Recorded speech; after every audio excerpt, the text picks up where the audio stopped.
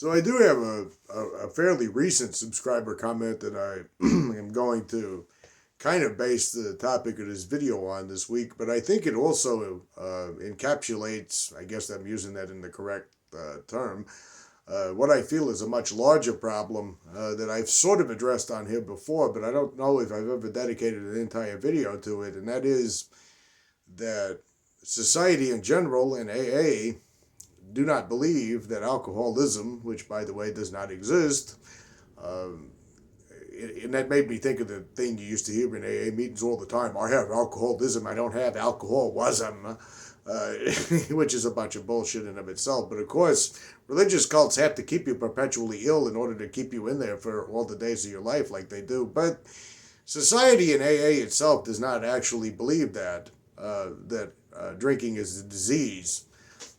I know they can split hairs with a lot of the terminologies, the word disease means not at ease and all that other kind of horseshit stuff that they do. These impressive mental gymnastics that they practice in order to uh, try to make everything fit into the narrow-minded view of AA. It's amazing to me the wordplay games they can go to in order to do that. But the behavior of people in society in general and the behavior of AA members towards people who relapse pretty much points to me that they do not actually accept the fact that this is some weird spiritual illness that only a spiritual malady can cure, because you are scorned and mocked and put down if you do relapse, or if you fall off the wagon, or if you have a slip or have an inability to quit drinking or are struggling with the addiction of drinking. If you die as a result of your drinking, you will hear people in AA more or less admonish your dead body, I guess you could say, by saying, well, some people aren't willing to do what it takes. The implication is it's all your fault for not getting the religious cult program. It's the same thing that I see in society a lot of the times with this whole tough love approach. If you really truly believe that people were ill who have drinking problems and drug problems or whatever substance abuse issues, or however you would like to label it, you wouldn't punish people for having them by putting them in jail, by putting them in rehab centers, by sending them to 12-step meetings where they can be screwed over and abused or exploited by sponsors with guru status due to the longevity of time they claim to have in sobriety. And nobody gives a shit if you get abused or not in AA. Go around trying to tell people what happens in AA. Most people, in general, who are even not cult members or cult defenders, will say something like, well, this sounds to me an awful lot like you just don't want to quit drinking. You just want to continue drinking. Of course, if you mention the fact that I have not drank in a very long time, they still minimize the very serious concerns you may have about it. Because society has this embedded notion that if you have a drinking problem, that you sort of just deserve whatever happens to you. That you sort of just need to be a subservient piece of shit all the days of your life, bowing and scraping to everybody and everyone, apologizing for your very existence of everything. And AA, of course, perpetuates that. As a matter of fact, I think, given how AA gets such a magical pass in society to say and do whatever it wants to, as though it's an ultimate authority on addiction, and the fact that addiction science, or science investigating the field of addiction, has basically been kept in the dark ages by all the large organizations that center around studying addiction in this country, I know for a fact, they're all kind of run by the AA cult, inadvertently or openly. In fact, they've spent lots of money to demean and demonize and ruin people who have questioned them. There's an entire article I could read about that from the Orange Papers itself that says they have spent a vast amount of money to make sure there are no critics in the mainstream, medical community. There are no critics in the field of addiction, very much. That might be gradually shifting and changing, but it's a long, long way to go when you consider just how embedded their ideas and their religious notions about drinking are in our own very culture that we live in. I mean, I can only speak for what I know firsthand. I mean, I've got subscribers and people from places like Australia and England and the United Kingdom, I guess you could say, because that includes Ireland and Wales and Scotland and all those other places. So I don't know, I can't speak from experience having not lived in those places, but I know here it's pretty much acceptable that if you have a problem with alcohol or if you become addicted to alcohol, you pretty much get branded with a stigma and you're pretty much labeled with that stigma and you're judged by that stigma from forever. That's one of the nice things about AA claims about one day at a time. It's pretty much forever, for the rest of your life. Even now, when I see a medical doctor, if they can access my medical history, the first thing most medical doctors say to me is, are you still going to meetings? How long has it been since you've had a drink? When I had COVID pneumonia and almost ended up in the fucking emergency, well, no, I ended up in the emergency room, but almost ended up being admitted to the hospital and stuck in the hospital.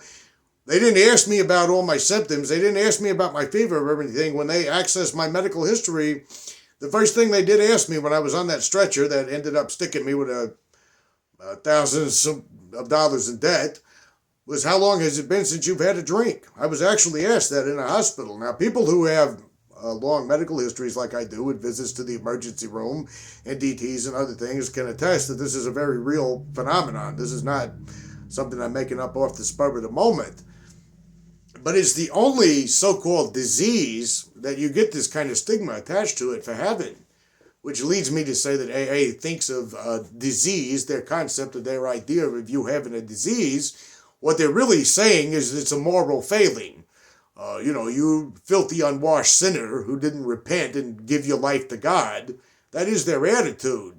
And it's an attitude that's kind of been allowed to foster and prevail. As a matter of fact, AA has done more to stigmatize people with addiction, to stigmatize people with addiction problems, and label them all as a bunch of people who don't care about no one but themselves. They're all selfish, and all that other kind of shit. And again, I don't know of any other disease that you could label of and with that would carry that same kind of stigma outside of mental illness in this country, because mental illness is also in the dark ages when it comes to research about it. And there's a reason I think it stays in the dark ages, because after all, the multi-billion-dollar a year treatment industry and millions of dollars that AA makes. In fact, someone had posted me screenshots of some of the salaries up there with those bigwigs in New York. Yeah, they got like 6 figures they're raking in there with it. So they don't certainly want the stigma to change around alcohol abuse. They don't want to see people get well, because if people were able to get their drinking problems under control, or were able to quit altogether, or were able to successfully moderate, there is a YouTube channel on here. I'm not interested in moderating any longer. I had too many bad experiences with booze, and I just don't even find the idea of buzzing attractive any longer. I really feel I've outgrown my addiction, but there is a YouTube channel called Thrive Recovery. She doesn't cover AA like I do. I go on the attack mode against AA with no fucking apology and have no plans to stop anytime soon. But if you're interested in other perspectives like the Sinclair method, the name of the channel, I believe, is Thrive Recovery, but it might be something slightly different. I'll post the name of it in case I'm getting the variations wrong. But she brought about a very good point. Why can't we normalize people struggling with alcohol rather than viewing it as a criminal offense, without viewing it with this hysterics that it seems to cause in society? Like if I said, for example, you're not some kind of horrible human being for having a drinking problem, I guarantee you the reaction of people on social media would be something like, people with drinking problems get behind the wheel of the car and they kill people. They don't care about their families. They don't care about anyone. They'll steal from their own grandmother to get drunk. Yeah, but you're ignoring the fact that there is a spectrum to this type of behavior, and there are a lot of people who are severely addicted to alcohol that don't engage in those kinds of behaviors. But you would rather pigeonhole everybody and put them into this category and label them with these stigmas and keep them in those stigmas all the days of their life. It's a stigma you can't break once you identify as that, and be punished for it. You have to live in a perpetual state of penance for the fact that you did the unspeakable act of getting addicted to alcohol. I must have been a terrible human being for doing that. I got to make amends to the world. I got to make amends to the people that treat me like shit all the days of my life. I got to lick the boots of the most evil and cruel oppressors around and know that deep down in my heart I deserve it because I committed the crime of getting addicted to alcohol. Yet this kind of behavior, this type of stigma, this type of perpetual state of penance that everybody wants for people who have an alcohol problem, doesn't seem like the same type of behavior that people would demand from someone having a disease. It's the kind of behavior that people demand from people when they think you're a bad person, when they think you're a immoral person, when they think you're an undesirable kind of person who we can mistreat in this society because we got a pass to do so. See, you are one of those disgusting human beings who allowed yourself to get addicted to a substance, and we can't have that, even though we have billboards advertising that very substance, and that substance is glorified on television because all our main action heroes and everything can just guzzle that stuff like it's nothing and then shrug it off like it's nothing.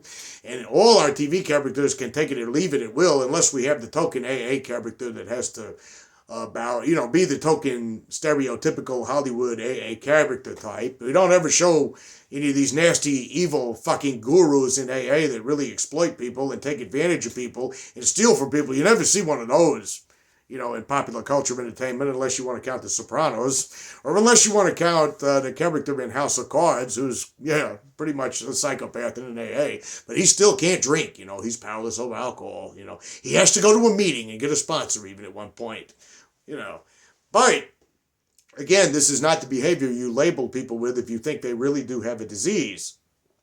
There was this thing I was listening to not too long ago, and I don't remember which radio broadcast it was on. I was stuck in a traffic jam and I was channel surfing. I'm still one of these people. I'm old enough now that I this probably looks like a very outdated way to listen to the radio, but I still channel surf on the radio. I don't even know what a Spotify is, to be perfectly honest with you. Yeah, I did admit that. But I think I forgot which broadcasting station it was, but the only reason I was on there was because they play classical music, and I think it's NPR. But they were doing one of their little series type things, and they were talking about a guy with mental illness who said that there was nothing actually wrong in his life. There was nothing strange. There was nothing weird. But one night he had gotten home in his apartment in Seattle, and he was listening to the radio. He was listening to one of his favorite groups, and he said that it was the Eurythmics. Well, you got good taste in music. He was listening to the song "Here Comes the Rain Again." That's an awesome song. I could go into a lot of detail about the video and memories I have and get sidetracked. But he was listening to that song and he heard a voice, clear as a bell, right next to him, say, "Turn the music off. Turn the music down." And he kind of did like that. And he turned the music off and he's like, what am I fucking hearing things? What's going on here? And he walked around his apartment building. He said maybe someone yelled it in one of the neighboring apartments somehow or the other. Maybe it was, I don't know. He looked up and down his hallway. Nobody was there. And he decided he must be hearing things. And he put the headphones back on. And instead of hearing the song, he heard a voice. And the voice said, "I'm Annie Lennox of the Eurythmics. And if you're listening to this recording of this song, you are one of the few people who can break the barriers to figure out what's going on in society underneath the surface of everything." Now, he took his headphones off as he was describing it. He said, "There's something bad wrong here, okay? What, am I crazy?" And unfortunately, he was having some type of thing that's still a bit of a mystery in science, but he was experiencing kind of it sounds derogatory for me to phrase it this way, and I apologize if it's derogatory. I'm only phrasing it the best way I know how, but it was literally like a psychotic episode. And he said very much later on, it got to where he couldn't even listen to the radio anymore because there were voices. And when he touched the appliances in his home, there were voices. And he said eventually he couldn't rationalize the fact that he was actually losing touch with reality, and he ended up living in the woods somewhere, and he was talking about how woefully inadequate the mental health system is for people who are suffering with that sort of thing. That wherever he was going, with doctors, if you don't have really great insurance and you don't got a lot of money, you kind of get shuffled around. You get sent to some therapist who says, wait, what's wrong with you again? What was it? You're hearing things, you're crazy. Okay, here, do this. This is Seattle. We got all these homeless people on the streets that are addicted to drugs, and we can't really be fucking bothered about that. By the way, I could go into a long rant about the anti-decriminalization people that say, well, if you think drugs should be decriminalized, look at Portland, look at Seattle. I could do a video on that, but I'm way off the topic. I'm going to stick to what I was talking about. Anyway, He ended up in the woods. He ended up living in a tent. He ended up with a complete break from reality. And I forgot how he got the proper treatment that he needed. But what he was saying on the radio program was the treatment for mental illness in this country, even if you do have insurance, even if you do have resources available to you, is woefully inadequate. Mental health research is, like I've been saying about addiction research, it's still in the dark ages. And I kind of wonder about this kind of guy. Like, what he had was, you could classify it maybe as an illness, a mental illness, or whatever the classification you would like to use for this guy. But imagine if he had went to one of these shitty state-run facilities that he could probably see without some insurance, and he was able to get to a counselor, and he was able to talk to the counselor, and the counselor said, the only reason you're hearing voices is because of your ego. It's because of your selfishness. It's because of your self-centeredness. You're a sick person. You need to go to a meeting somewhere. You need to turn to God. You need to do this, that, and the other. If that had happened to him, and he had some kind of documentation to prove it, that particular counselor would not be a counselor any longer. That person would be fucking fired for trying to prescribe religion on somebody who's obviously suffering from a real serious disorder, where if you're touching appliances and the appliances are talking to you, you've got a serious problem on your hands. It must be hell on earth to go through something like that. I can't imagine how nightmarish that would be. You know, there was a movie one time, I can't remember the name of it, with actress Susanna York. For those of you who remember movies in the 60s and 70s, you know who I'm talking about. I kind of had a little bit of a crush on her, but she plays a character who's actually a victim of mental illness and is losing her mind. And she's in a state of, it's a terrifying, harrowing thing to watch, because you can only imagine what it would be like if something like that happened to you. But imagine if that happened to you and you were told to be treated with prayer and meditation. You know what? You're hearing voices in your head. You know what we're going to do to you? We're going to turn you out. We're going to take your apartment. We're going to put you on the streets. We're going to fire you from your fucking job. We're going to leave you out in the rain and the cold and everything else because we love and care about you. We know you're sick. You're sick because you're selfish and you don't turn to God. So we're gonna basically piss on you whenever we feel like it. And then we're gonna mistreat you whenever we feel like it.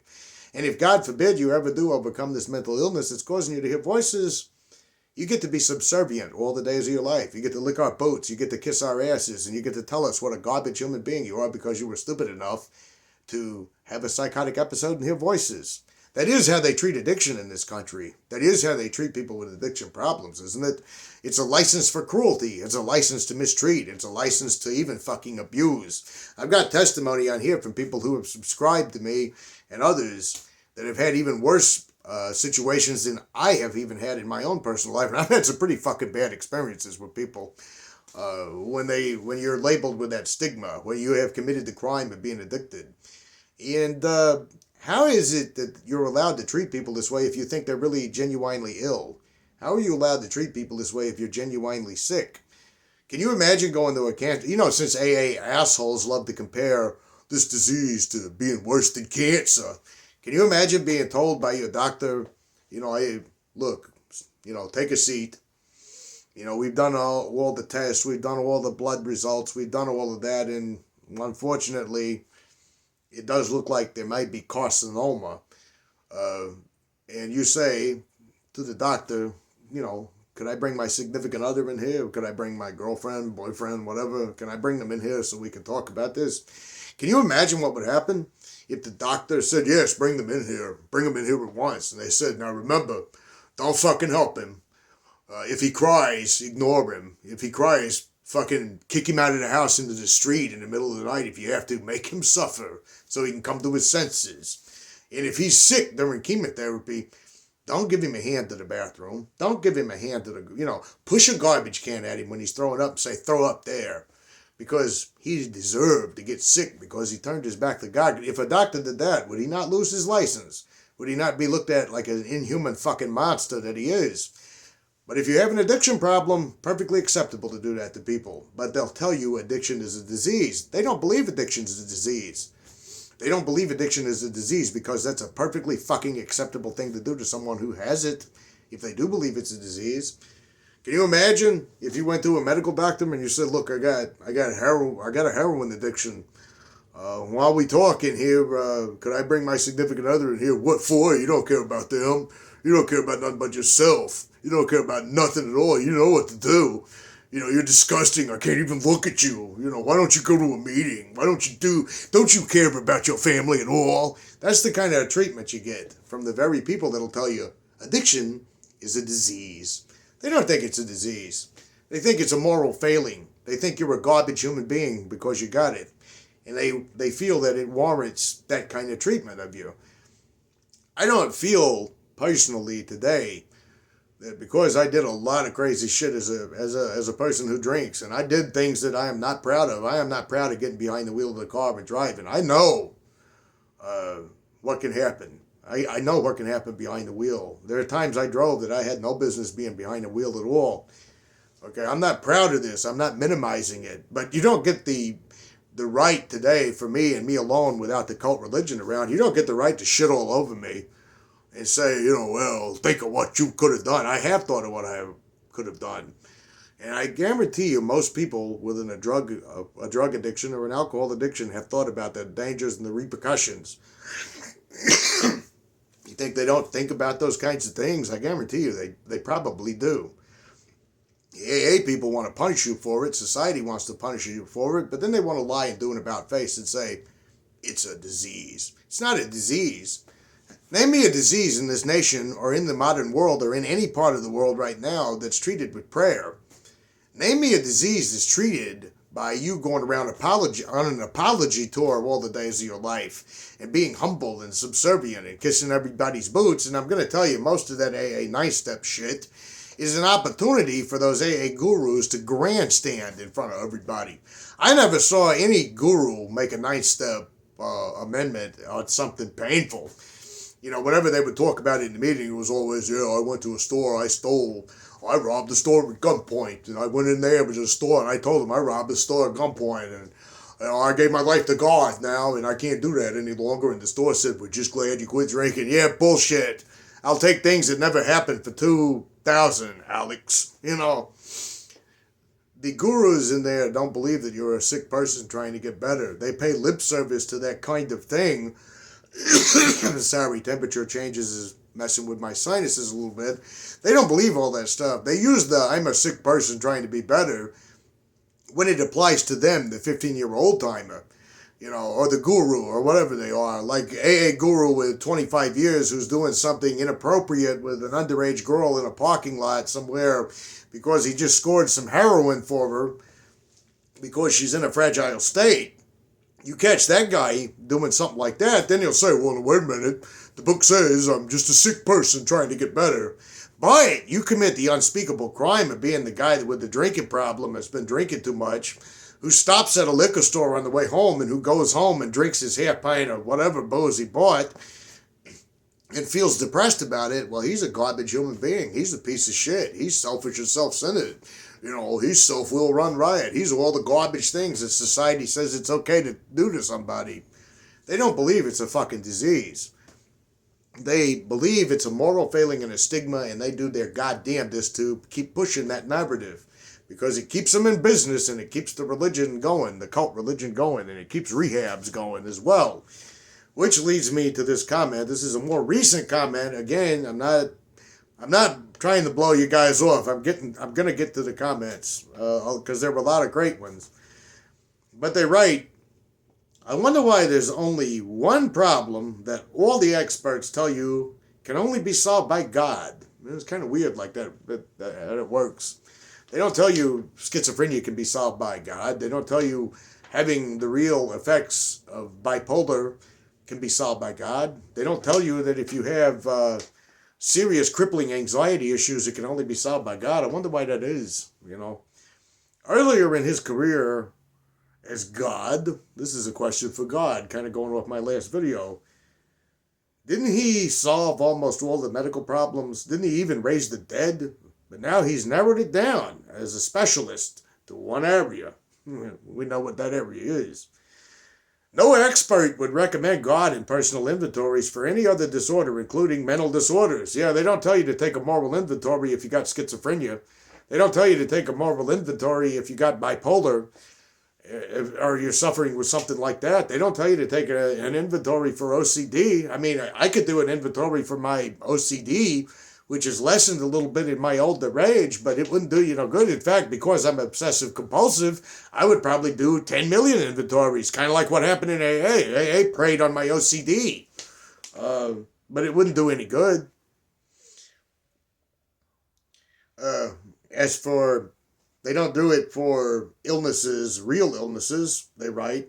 Not cancer, not heart disease, not injuries, not blindness. Just alcohol abuse requires a spiritual solution. Doesn't that seem a little strange? Imagine being diagnosed as a diabetic and being told that you need to go to the nearest Sugar Anonymous meeting. You go there and walk into the same absolute insanity that takes place in AA. Can you imagine that? How did a higher power get so obsessed with alcohol abuse that he started ignoring all of his other responsibilities? And for those of you that say your higher power can be whatever you want it to be, explain to me why the big book says you'll know God and call him by name. What's his name, actually? He didn't say his name. He just said you'll call him by name. I mean, has he got a cool sounding name? Has he got like a street gangster type name? Has he got, does he go by Mr. or Sir? Does he have preferred pronouns if he's a guy? I mean, is he non-binary? I mean, you're going to call him by name, according to Bill W. How I ever took that shit seriously, I'll never know. Maybe the higher power, God, needs a higher power and a sponsor to move past his addiction to only helping people with alcohol abuse. You know, God, you spend all your time just fucking with drunk people, killing the ones that you don't like because they didn't do your inventory hard enough and because they didn't kiss your ass enough. You kill those people. The sociopathic gurus in AA who mistreat and abuse and bully people and steal from them and financially exploit them and torture them, you sort of give them a pass. You got this weird obsession, God, AA higher power, with people who drink alcohol. You know, do you have an addiction, God? Are you addicted, God? You may be suffering from an illness, God, an illness that only a spiritual experience will cure. You got to get a higher power, God. Maybe he needs a higher power and a sponsor to move past his addiction, only helping people with alcohol abuse.